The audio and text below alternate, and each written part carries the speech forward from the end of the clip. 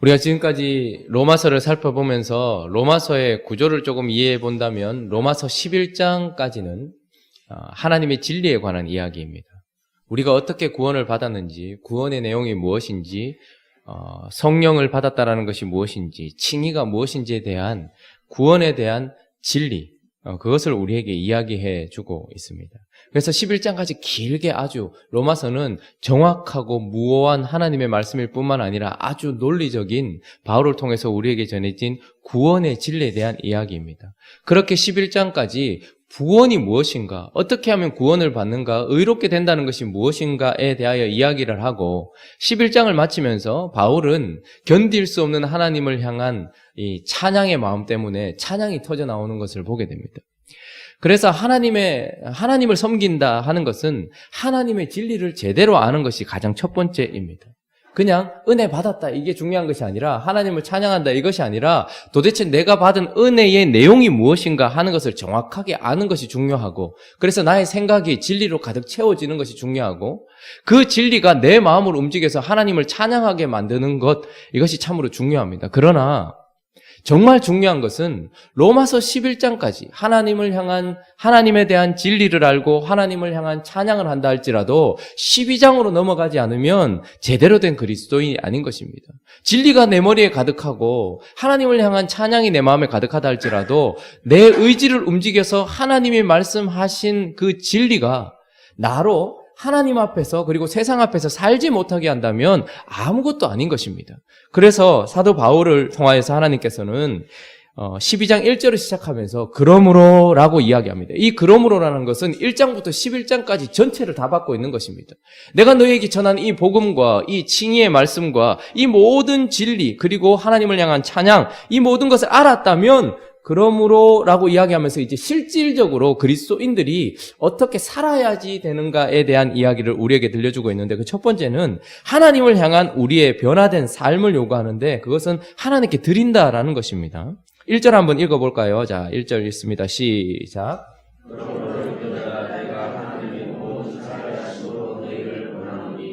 너희 몸을 하나님이 기뻐하시는 거룩한 산 제물로 드리라. 이는 너희가 드릴 영적 예배니라. 자, 어떤 사람들은 하나님의 자비하심, 긍휼 때문에 우리가 의롭게 되고 칭의를 받고 하나님께 구원을 받았기 때문에 그 자비하심 때문에, 그 긍휼하심 때문에 우리가 오히려 더 쉽게 죄를 짓고 더 마음대로 살 것이다 이야기하지만, 사도 바울을 통해서 하나님 뭐라고 얘기합니까? 내가 하나님의 모든 자비하심으로 그러면서 명령하지 않고 너희를 권하노니라고 이야기합니다. 하나님의 자비하심 때문에 구원받은 사람들은 하나님을 사랑하는 마음 때문에 너희 몸을 하나님이 기뻐하시는 거룩한 산제물로 드리라고 이야기합니다. 여러분, 하나님이 받을 수 있는 제사는 오직 예수 그리스도밖에 없었습니다. 우리가 처음 아담이 창조되었을 때 죄를 짓기 전에는 하나님께 모든 것을 드릴 수 있는 존재였지만, 그러나 죄를 범하고 난 이후에는 그러니까 희생이 따르지 않고서는, 제사가 따르지 않고서는 하나님이 받으실 만한 것이 전혀 없었습니다. 구약에 나오는 모든 제물들은 예수 그리스도를 예표했습니다. 그래서 하나님이 받으실 만한 제물은 따로 있었던 것이죠. 그런데 예수 그리스도의 십자가와 부활 그리고 승천과 성령을 보내주심으로 말미암아 하나님께서 무엇을 하셨는가 하면, 우리 자신이 여전히 죄는 남아있지만 그러나 거룩한 산 제물이 되게 하셨단 말입니다. 하나님께서 우리를 구별하셔서 우리가 하나님께 뭔가 드릴 수 있는 거룩한 존재가 되었다라는 말입니다. 우리의 영은 살았습니다. 우리의 마음엔 새 마음을 주셨습니다. 그리고 이 몸은 비록 죽을 것이지만 새 몸을 입을 것입니다. 그래서 하나님은 이제 우리 자신이 거룩한 존재가 되었고 하나님 앞에 살아있는 존재가 되도록 하셨습니다. 그렇기 때문에 이제 우리에게 남은 것은 무엇입니까? 하나님께 이것을 드리라라는 것입니다. 하나님 앞에 우리의 삶을, 그래서 너희 몸을 이라는 이 소마라는 단어는 그저 육체만을 얘기하는 것이 아니라 우리의 영과 혼과 마음 전체를 얘기하는 전인격을 하나님께 이제 드리라라는 것입니다. 십자가 앞에서 우리는 거룩한 존재가 되었고 성령을 받음으로 말미암아 우리는 살아있는 존재가 되었기 때문에 거룩한 산제사로 이제 우리 자신 전체를 하나님께 드리라. 이는 너희가 드릴 영적 예배니라. 원어적인 의미로는 합당한 예배다 이 말입니다. 너희가 구원을 받았다면 너희 자신을 이제 하나님께 드리는 것이 합당하다라고 이야기를 하는 것입니다. 전에도 말씀드렸던 것처럼 하나님은 우리에게 죽은 이삭을 받고 싶어 하시지 않고 살아있는 아브라함의 믿음과 마음을 받고 싶어 하십니다.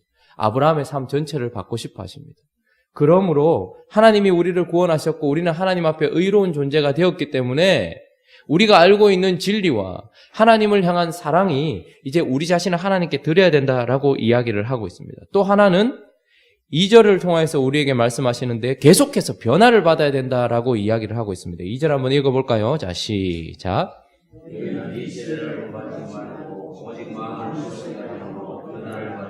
하나님의 선하시고 기뻐하시고 온전하신 뜻이 무엇인지 분별하도록 하라. 우리가 구원받은 자로서 이제 지금 현재 하나님 앞에 어떻게 살아야 되는지를 나누고 있는데 2절은 이렇게 얘기합니다. 너희는 이 세대를 본받지 말아라. 이 세대는 무엇일까요? 유대인들의 관점에 있어서도 그렇고 그리스도인의 관점에 있어서도 그렇고 지금 우리가 살고 있는 이 세대는 이제 막을 내릴 세대입니다. 우리는 다음 세대, 오는 세대를 기다리고 있습니다. 영원한 하나님 나라에서 살아야 될 오는 세대를 기다리고 있죠. 그래서 사단이 통치하고 육신의 정욕이 우리를 움직였던 이 세대는 이제 본받지 말아라 라고 얘기합니다. 여러분 세상에 나가보시면 우리가 스타라고 하는 사람들이 이렇게 많이 서 있죠. 그래서 사람들은 그걸 보고 이렇게 닮고 싶어요. 그래서 대부분의 선전은, 대부분의 광고는 스타들을 통해서 합니다. 왜냐하면 저렇게 예쁜 사람이 쓰는 저 물건, 저렇게 내가 좋아하는 사람이 쓰는 저 물건, 그래서 본받고 싶어 하는 거죠. 뭐 다이어트를 하더라도 그렇고 뭐 그렇다, 전부 본받고 싶어 합니다. 이 방법 고스란히 하나님은 우리에게 그리스도를 본받는 자가 되게 하셨어요. 그래서 너희는 이 세대를 본받지 말고 오직 마음을 새롭게 함으로 변화를 받아라고 이야기합니다. 여기서 마음을 새롭게 함으로 변화를 받는다라는 것은 현재 수동태 명령형입니다.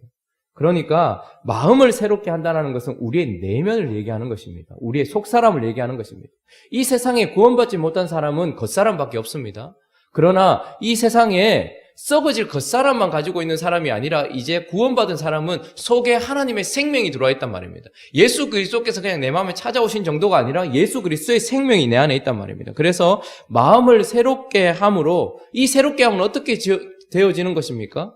먼저 거듭남으로 말미암아, 중생함으로 말미암아 우리의 영을 살리신 하나님께서 성령을 우리 속에 보내주셔서 마음을 새롭게 하셨단 말입니다. 그런데 이 마음을 새롭게 하는 변화는 수동태라고 얘기했어요. 그러니까 나 자신 스스로 하는 것이 아니라 누군가 타자를 통하여서 하는 것이고 한순간 하는 것이 아니라 계속해서 해야 되는 것이다라고 우리에게 명령을 하고 있습니다. 성령으로 말미암아 우리가 중생했고요. 성령이 내 마음속에 오심으로 말미암아서 우리는 새 마음을 가졌어요. 그런데 그 한 번으로 끝나는 것이 아니라 하나님은 이제 어떻게 얘기하십니까? 계속해서 그 성령을 통하여서 우리의 본이 되시는 예수 그리스도를 바라보고 말씀을 바라보면서 끊임없이 우리의 마음을 거기에 맞춰서 바꾸어 가라라고 이야기를 하고 있는 것입니다. 우리의 겉모습은 변화될 것입니다. 그러나 이건 저절로 될 것입니다. 가만히 있어도 늙어질 것이고 가만히 있어도 변화될 것입니다. 그러나 우리의 속사람은 가만히 있다고 변화되지 않습니다. 우리의 속사람은 끊임없이 이 세상이 어떤 사람을 바라보면서 본받아 가는 것처럼 우리의 본이 되신 예수 그리스도를 바라보고 우리 속에 오신 성령으로 말미암아 끊임없이 우리 자신을 하나님께 드릴 때에 우리의 마음이 새롭게 되어진다라고 얘기합니다. 그래서 어제 새로운 마음이었습니까? 그러나 오늘 또다시 성령을 통하여서 새 마음을 받아야 된다는 것을 기억하셔야 됩니다. 매 순간순간마다 성령으로 충만해야 돼요. 그래서 기도는 쉬지 않는 겁니다. 여러분, 영적인 일은 쉬어서는 안 되는 거예요. 영적인 일에는 쉼이 없습니다. 그래서 끊임없이 내 속에 오신 성령으로 말미암아서 내 마음을 새롭게 하는 것, 이것이 하나님을 향해서 구원받은 자가 마땅히 드려야 될 것이다 라고 이야기를 하고 있는 것입니다. 3절부터는 이제 그리스도인 공동체 안에서 우리가 해야 될 일에 대해서 이야기하는데 11절, 12절을 보시면 부지런하여 게으르지 말고 열심을 품고 주를 섬기고 소망 중에 즐거워하며 환난 중에 참으며 기도에 항상 힘쓰라라고 얘기합니다. 이것은 무엇입니까? 그리스도인이 되었기 때문에 그리스도인으로서 해야 될 일일 뿐만 아니라 10절과 13절을 보면 형제 사랑하고 서로 우애하고 존경하기를 먼저 하고 13절은 성도들의 쓸 것을 공급하라. 그리스도인 공동체를 세워나가는 사람으로서 우리가 해야 될 일에 대해서 지금 3절부터 13절까지 이야기를 하고 있습니다. 여러분, 보이지 않는 하나님을 향한 신앙은 보이는 어떤 사람들을 향한 나의 태도로서 점검되어지는 것입니다. 내가 하나님을 바르게 섬기고 있다라고 이야기한다면, 보이지 않는 하나님께 내 관계가 바르다라고 얘기한다면, 내가 보이는 사람 앞에서 어떻게 행하고 있는가로서 점검되어진다라는 것입니다. 보이지 않는 하나님 앞에 산 제사로 하나님 앞에 내 몸을 드리고, 그리고 계속해서 내 속사람을 성령께 집중하여서 바꿔가고 있는 이 사실이 진짜라면 이 모든 것이 겉으로 드러난다라는 것입니다. 그래서 먼저는 그리스도인 공동체 안에서 그리스도인으로서 어떻게 해야 되는가? 그리스도인으로 되어질 뿐만 아니라 그 공동체를 세워나가는데 섬겨야 된다라고 이야기를 하는 것입니다. 그래서 여러분들이 한번 읽어보십시오. 3절부터 13절까지 성도로서, 그리고 그리스도인 공동체인 교회를 세우는 사람으로서 어떻게 해야 될지에 대해서 이야기를 하고 있는데, 그 특징이 무엇이냐면 누구나가 다 섬겨야 되는 거예요. 교회를 섬겨야 되는 거예요. 그런데 3절 끝에 보면 각 사람에게 나누어 주신 뭐대로요? 믿음의 분량대로. 교회 안에서 우리가 섬길 때에는 정확한 기준이 있습니다. 믿음의 분량대로입니다. 또 하나 6절을 보십시오. 6절은 우리에게 주신 은혜대로 받은 은사가 어떻게 해요? 각각 다르니. 여러분, 성도로서 교회를 섬길 때의 원칙은 나누어 주신 믿음의 분량대로입니다. 여러분, 이 말은, 이것은 모든 사람이 믿음으로 구원받잖아요. 그냥 구원받는 믿음을 이야기하는 것이 아니라 이 사람 안에 있는 그리스도의 장성한 분량을 얘기하는 것입니다. 모든 사람이 성령으로 말미암아 중생하여 믿음을 가졌어요. 그래서 그 믿음으로 구원을 받아요. 그러나 이 믿음의 분량, 구원받은 믿음은 살아있는 믿음이라서 우리를 계속해서 변화시키고 바꾸어 갑니다. 쉽게 말하면 성숙도를 얘기하는 것입니다. 그런데 교회 안에서 무엇인가를 섬길 때에는 그 사람이 목사로 섬기든, 섬기는 일로 섬기든, 가르치는 일로 섬기든, 위로하는 일로 섬기든, 구제하는 일로 섬기든, 이 모든 것들은 사실은 정확한 섬김의 어떤 영역들을 얘기하는 것이 아니라 전반적인 모든 섬김, 그 모든 섬김을 할 때는 믿음의 분량대로 해야 되는 것입니다. 여러분, 가정을 한번 보시면, 저는 저희 가정에 아이들 3명을 둘 때 뭔가 청소를 시켜도 그 아이들의 성장, 성숙한 분량대로 시켜요. 주아는 주아대로, 윤아는 윤아대로, 예아는 예아대로 이렇게 모두 다 참여를 시키죠. 그런데 똑같은 기준을 가지고 하지 않는단 말입니다. 그래서 교회가 해야 될 일은 믿음을 자라게 해주는 것입니다. 그 사람의 믿음을 자라게 해줘야지 그 사람의 영역을 자꾸 넓혀주고 더 많은 일을 시켜서 능숙하게 만들어주는 것이 아닙니다. 교회 안에서의 섬김은 그 사람의 믿음의 분량에 따라서 나누어 줘야 되는 것입니다. 그러면 그 사람이 섬기면서 믿음이 자라면 어떻게 될까요? 더 많은 일을 섬기게 되어 있고 더 깊이 섬기게 되어 있는 것입니다. 뿐만 아니라 교회는 영역을 따로 만들어서 어떤 잘하는 사람, 능숙한 사람을 거기에 집어넣는 것이 아니라 하나님이 주신 은사대로 그 사람을 섬기게 해주는 것입니다.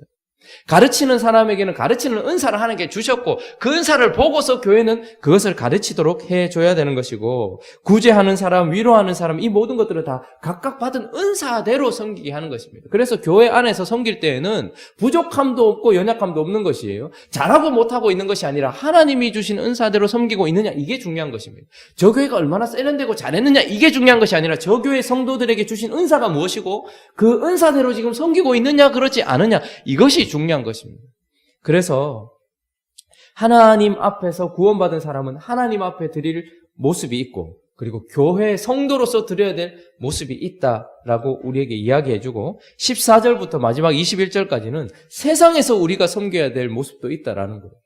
그리스도의 몸을 세우는 것만 우리가 해야 될 일이 아니라 이제 그리스도의 생명을 가지고 세상 앞에서 살아야 될 일도 있다라고 이야기하는데, 14절, 15절 한번 읽어볼까요? 자, 시작. 즐거워하는 자들과 함께 즐거워하고 우는 자들과 함께 우는. 여러분, 너희를 박해하는 자를 축복하라. 축복하고 저주하지 말라. 19절에도 보면 내 사랑하는 자들아 너희가 친히 원수를 갚지 말고 하나님의 진노하심에 맡기라. 기록되었을 때 원수 갚는 것이 내게 있으니 내가 갚으리라고 주께서 말씀하시니라. 그래서 20절에는 원수가 줄이거든 먹이고 목마르거든 마시게 해라 라고 이야기를 하고 있습니다. 자, 그래서 그리스도인은 이제 구원받았기 때문에 교회 안에서 그리스도의 몸만 세우면 된다라고 하는 존재가 아니라 이 세상 밖으로 하나님께서 계속해서 보내고 있어요. 그리스도인은 오히려 주일날 하루 교회에 와 있고 6일 동안 세상에 하나님께서 두셨습니다. 그래서 우리가 세상 앞에서 해야 될 일이 있는데 가장 중요한 것은 15절에 즐거워하는 자들과 함께 즐거워하고 우는 자들과 함께 울래요. 그리스도인이 되고 난 이후에 세상에 전혀 관심이 없는 사람들이 많습니다. 나는 그게 거룩이라고 생각하는 사람들이 많아요. 나는 거룩하되지. 세상은 온데간데 없고 뭐 이렇게 생각하는 사람들이 많습니다. 그러나 하나님은 뭐라고 얘기합니까? 세상과 동화되라고 이야기합니다. 근데 같아지라는 말이 아니라 마음을 같이 품으라는 거예요. 세상 사람들이 울고 있는 그 일에 관심을 두라는 거예요. 세상 사람들이 기뻐하는 그 일에 관심을 두면서 함께 기뻐하고 즐거워할 줄 알아야 된다라고 이야기합니다. 이 말은 뭡니까? 세상에 관심을 두라는 거예요. 그 사람과 함께 나눌 수 있는 존재가 되어야 된다는 거예요. 그래서 세상에 하나님께서 왜 그렇게 뉴스를 많이 우리에게 들려주실까요? 아예 전혀 관심이, 저도 약간 그런 부류에 속합니다. 전혀 관심을 두고 싶지 않은 마음이 있습니다. 그러나 하나님은 우리에게 뭐라고 얘기합니까? 세상을 돌리시는 분이 하나님이시고 하나님이 지금 역사하고 계세요. 어떤 나라에 지진이 일어나서 수만 명이 죽었다. 그러면 함께 울어줘야 되는 것입니다. 함께 기도해야 되는 것입니다.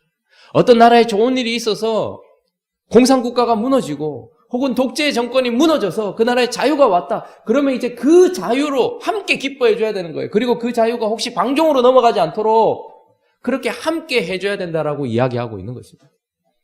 뿐만 아니라 박해하는 자, 세상은 우리가 정말로 사랑하기 힘든 곳입니다. 함께 있으면 박해를 받을 만한 곳입니다. 그런데 하나님께서 뭐라고 얘기합니까? 저주하지 않는 정도가 아니라 축복해라라고 이야기하고 있습니다. 원수를 향하여서 원수 갚지 말라라고 이야기를 하고 있습니다. 그래서 하나님은 우리에게 정확한 대본을 주셨고 우리의 배역을 주셨습니다. 우리는 맡은 바 배역이 있습니다. 그것은 무엇입니까? 그리스도로서 이 땅에 서서 사랑하는 역할입니다. 어떤 사람은 악역을 감당하는 사람도 있어요. 어떤 사람은 조연을 감당하는 사람도 있어요. 그런데 하나님은 이제 우리에게 그리스도라는 모습으로 어떻게 해요? 그리스도인처럼 사랑하는 역할을 우리에게 주셨습니다. 그러면서 우리에게 어떻게 합니까? 원수를 갚지 말라고 이야기합니다. 그냥 없던 걸로 해주라는 것이 아닙니다. 이 말은 뭐죠?